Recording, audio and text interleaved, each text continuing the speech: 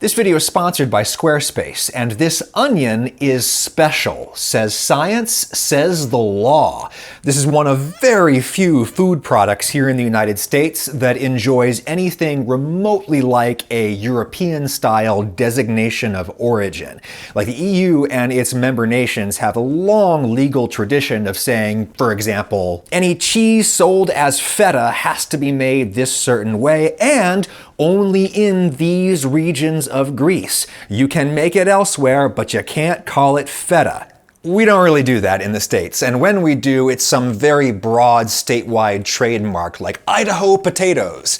This is different. The U.S. Code of Federal Regulations says that onion has to be one of a few certain varieties, and it has to be grown in one of 20 counties clustered around the little Georgia city of Vidalia.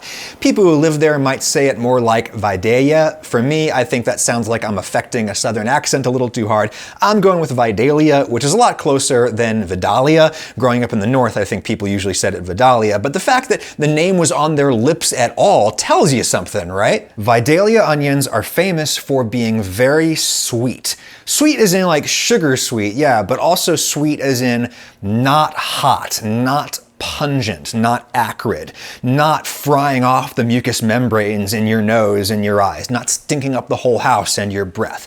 Also, they're famous for being kind of juicy too. People say you can just pick them up and eat them like apples. Is that true? Let's find out in a minute. First, we gotta plant them, because the secret is in the dirt, at least partially in the dirt. Here we are at A&M Farms outside Lyons, Georgia. The A stands for this fella, Aries Haygood. Yeah, we grow Vidalia onions. See what I mean? Vidalia. Well, right now what you see is us planting our seed. That's what the tractors there are doing. The machines that they pull punch a tiny hole into the ground and drop an individual seed at exactly the perfect depth, at exactly the perfect distance from the other seeds. And let's talk about the seeds. Probably the first and foremost factor that makes an onion a sweet onion is the variety that you're growing. Vidalias are yellow onion varieties that likely originated with Mediterranean farmers. That's why they're good for hot climates. European colonists brought these onions first to Bermuda, and to this day, some people refer to all sweet and/or yellow onions as Bermuda onions. From there, they were introduced to the American Southeast. The standard Vidalia these days is a hybrid of the Texas Early Grano 951C and the YB 986, which in turn was descended from the Excel. Grano plus Excel equals Gronix. Most Vidalia onions are the yellow Gronix variety, the seeds of which you can buy online and plant pretty much anywhere, and they will be kind of sweet onions. However, in the 1930s, a farmer outside Vidalia, Georgia named Mose Coleman tried planting onions, and when he tasted them, he noticed that they were really sweet, like bizarrely sweet. As the legend goes, Coleman met with a produce buyer for a grocery chain. He pulled out one of his onions and he ate it raw right in front of the guy to demonstrate that it would not make him cry. Hey, why do onions make you cry? Believe it or not, the process was not fully explained until Japanese scientists figured it out in this 2002 paper. When onion cells are damaged, an enzyme called allanase comes into contact with water and a sulfur compound in the onion called S1-propanol L-cysteine sulfoxide. These react to create 1-propanol sulfenic acid, which in turn reacts with a different enzyme called lacrimatory factor synthase to make propanethiol S-oxide, which is basically tear gas. It's a defense mechanism. The onion does not want to be eaten. It is not an apple. An apple tree wants you to eat this so that you will swallow the seeds that are in here, and then you will go off and deposit those seeds elsewhere where they can grow into a new tree. You are part of the tree's reproductive process. How romantic. The onion plant has other ways of spreading its seeds, as we shall soon see. Other ways that do not involve you and me. The onion bulb itself is the plant's energy storage center. That's why it's full of carbs, sugars. The plant doesn't want you to steal those carbs for yourself, so when damaged by the teeth of some critter, the onion gasses you like a riot cop. You are ordered to disperse. And all those pungent, acrid substances that we encounter in onions have one thing in common, and that is the chemical element sulfur. The soil down in the Vidalia region is very, very low in sulfur because Geography is destiny. The region is smack dab in the Atlantic coastal plain, where rivers falling down from the adjacent uplands deposited silt over millions of years, and witness the results. Well, as you can see, the dirt is sandier, so the water kind of infiltrates and just sinks on down. When it does that, it tends to flush the sulfur content down also with it.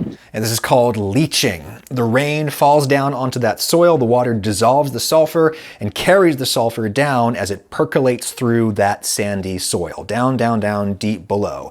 And then the surface layers of soil just have a lot less sulfur in them. This produces milder onions. That particular dirt in the Vidalia region is like bizarrely low in sulfur, to the point where the University of Georgia Agricultural Extension recommends that Vidalia farmers add some sulfur back in with fertilizers. The science I'm giving you today is from their onion growing guide, the extension. Sulfur is an essential macronutrient for all plants. They need at least some of it to grow. And these onions planted in September have grown to what is called the flag leaf stage, basically when they look like little blades of grass. Then we'll come back in about 60 days and we will pull each onion out by hand, and then we'll go and plant it by hand in the fields that we're going to transplant them into. So here we are in November, and see what those guys are throwing out of the back of that truck? Those are the onions, little bundles of adolescent onion plants plucked out of that first field that we visited. That's Aries in the tractor tilling the ground and mechanically punching holes into which a human hand deposits each and every onion. Whose hands are these? Well, these guys are what is known as an H-2A crew. The H-2A is a visa granted by the United States to temporary agricultural workers, like 90% of whom live the rest of the year in northern Mexico, where their economic opportunities may be relatively poor. Typically, it's third-party contractors that assemble the crews and bus them up to farms to do these kinds of tasks. Aries only needs dozens of human hands for a few weeks a year. It wouldn't make any sense for him to permanently employ a huge crew. And of course, it's not just onions. If you eat any food in the US, there's a really good chance an immigrant had a hand in bringing that food to your table, and that hand probably performed some physically demanding and repetitive task like this one. We should acknowledge here that guest worker programs are very, very common in rich countries all over the world, not just the United States, and of course they are prone to exploitation and abuse. That's an important thing that we're going to talk about another day. What I will say now is that many farmers try to hide immigrant labor from people like me with cameras, and by extension, hide this system of labor from you. In contrast, Aries invited me on his farm many times over the whole growing season. He did not assign me a handler. He let me loose to film anything I want, and I think that counts for something. But of course, another thing you're probably wondering right now is, why bother? Why bother transplanting the onions? Why not just let them keep growing in the field that you initially planted them in? Well, you can do that, but a lot of onions are grown from transplants. Up north, you might do this so that you can start the onions inside in a greenhouse. It's too cold for them outside in the winter up there. Then you can transplant them from the nursery out into the fields when it warms up in the springtime. Down here in the sweltering Vidalia region, onions can grow outside all through the winter. The primary reason they transplant them from one field to another is weed control. Transplanting allows them to start fresh halfway through the process with newly tilled weed-free dirt, and to drop in plants that are already big and strong and are going to have an easier time out-competing any little weeds that do come along. This is a non-herbicidal weed control system you're looking at. And then from here on out, the growing process is a whole lot less manual. This here is what is known as a center pivot irrigation system. It's why crops in flat areas look like circles or semicircles from up in an airplane. The water comes up from there, and a gigantic radiating arm just slowly rolls in a big arc, sprinkling everything down. Onions are mostly water, they need a lot of water to grow, and that sandy soil leaches rainwater like crazy. Modern irrigation systems can compensate for this, and I've talked to lots of farmers down here who actually prefer it this way. It's kind of like cooking. It's easy to add water, but it's hard to take water away, and if the soil is too too wet, that's really bad too. So farmers here really like having well-drained soil that they can irrigate as needed. And then before you know it, it's April and time to dig the onions, harvest the onions. That's what that tractor is getting ready to do down there. But today I'm going to be digging some myself by hand. The onion has used its green leaves to gather solar energy and store that energy as sugar in its bulb. And when the bulb is full grown, the greens start to die and fall over. When they just start to fall over, that means the onion is ready. Over in this field, we see something a little bit different. These onions have bolted, that is, they have prematurely sent up a flowering stalk. Out in the wild, when they're not being farmed for food, onions naturally have a 2-year life cycle. Their first spring, they send up those green leaves that collect a whole bunch of energy from the sun. They store that energy as sugar in the bulb, and then the greens die off. The bulb just kind of sits in the dirt over the winter and waits. Then in its next year, its next spring, it sends up that stalk with a flower at the end that blooms, and it sends off seeds, and there you have your next generation of onions that have their own 2-year life cycle, and repeat. Now, we had a pretty cool spring here in Georgia this year, so that was probably what tricked these onions into bolting early. When this happens, the bulb stops growing because the energy is going to the flower now, right? Luckily, these were pretty much done growing when they bolted, so they're fine. They're great, actually. Check out this monster.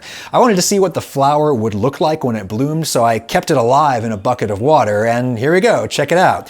The seeds then come from there and scatter on the wind, or maybe on the side of an animal that brushes by. That's why onions do not need or want me to eat them. Well, too bad. Can you really eat sweet onions like apples?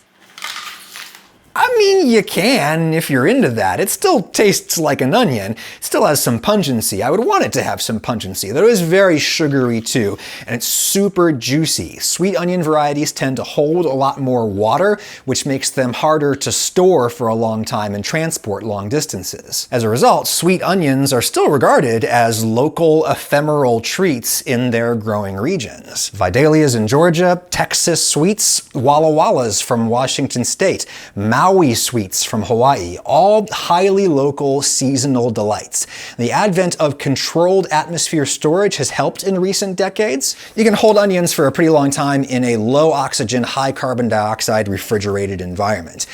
You can also just buy them straight from the farm these days, thanks to the miracle of modern parcel services. There's a link in the description where you can order some of Aries' onions here. He's not paying me to say that. I mean, I suppose he gave me these onions, but this is not a sponsored message or anything. I'm just grateful that A&M let me shoot an entire cycle of a crop. That's a pretty cool opportunity for me. Anyway, say you buy yourself some Vidalias or other precious sweet onions before they inevitably sell out for the season.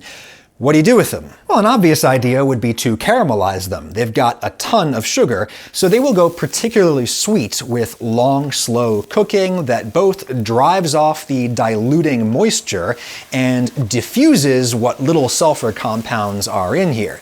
Heat deactivates the enzymes that make that tear gas. Historically, long cooking of onions would have been one of the cheapest ways to get sugar into savory dishes. Think of Indian curries. So many of them are traditionally built on a foundation of slowly concentrated onion sugar. It's got to go slow or it's going to burn.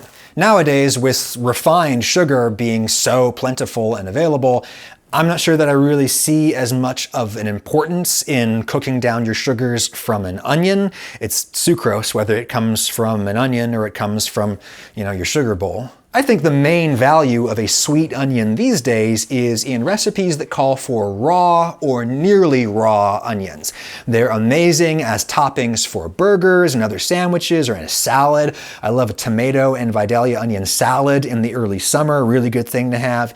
You get all that crunch and freshness of raw onion without just blasting yourself in onion stank. Or you can do what our friend Aries does. He chops up big chunks of onion and puts them in a rip-roaring hot pan. And just kind of start to brown them a little bit, still crunchy. Then I'll put a little bit of butter and garlic powder and a little bit of salt and some soy sauce. And that's how myself and my girls like to eat them. Very, very nice. And think about how nice it'd look on the front page of a Squarespace site.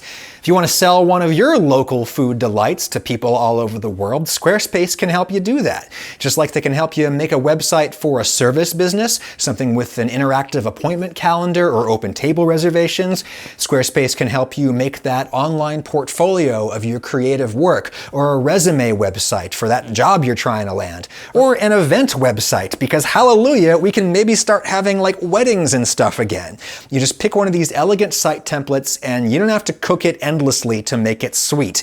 In just a few seconds, you can fly in your own pictures, start customizing the look and feel, and you can drop in what they call blocks for anything that you're trying to accomplish. Like there's your product, and Squarespace will handle payment processing, sales tax, all of that. You can play with a template anytime for free at squarespace.com, but when you're ready to publish it or register a domain name, think of your old pal Goose and save yourself 10% at squarespace.com/Ragusia. Just give them my code Ragusia. That's all in the description. Thank you, Squarespace. And thank you, sulfur-leaching sandy soils of the Atlantic coastal plain. These good.